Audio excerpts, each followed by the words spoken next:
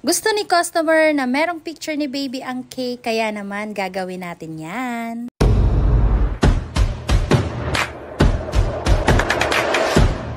Hello mga sukeks! For today's video, ayun nakita nyo na nga sa ating first clip na ang ating gagawin ay fondant cake na merong picture ni baby. So, etong ang cake na to ay late notice. Pero, yung umorder nito ay taga dito lang din sa may sa amin. So, nag-walk-in sila dito. Pumunta sila sa bahay mismo. Tapos, ayun nga, nag-inquire. Pero, nung nag-inquire sila, ang gusto daw nila ay 2-tier. And then, ang pinakita nilang sample design na gagayahin ko daw ay yung ako din yung gumawa. So, nag-search daw sila sa aking FB page or dito nga sa ating page. So, ayun yung kinuha nila yung 2-tier na merong Peppa Pig na design. Pero, ang sabi ni customer, instead of Peppa Pig ang ilalagay na design ay papalitan ko ng picture nga ni baby. So, paanong naging 1-tier na lang yung order? So, ganito kasi yon. After nilang pumunta dito, so ako naman syempre nag-bake na ako kasi kinabukasan na agad kailangan.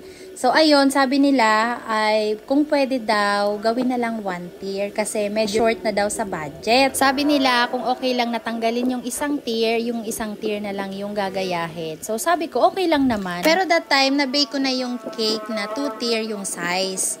So, ayun, sabi ko wala naman akong magagawa kung yung budget ni customer ay hanggang doon lang. So, ayun, nakiusap naman sila na kung pwede ay yung pasok lang sa budget. So, naiintindihan ko naman sila kasi nung nag-inquire kasi sila, medyo hesitant sila sa 2-tier cake kasi gusto ni girl or ni ma'am na 2-tier nga.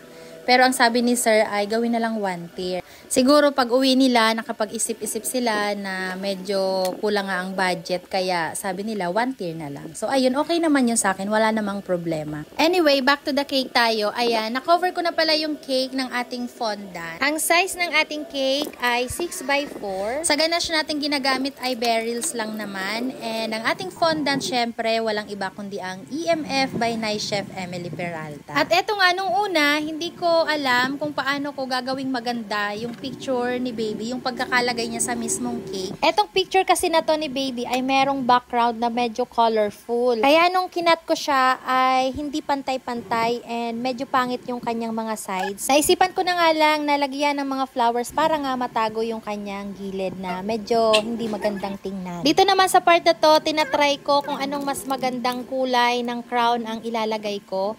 Kasi nandun sa sample ni client ay silver ang gusto nila.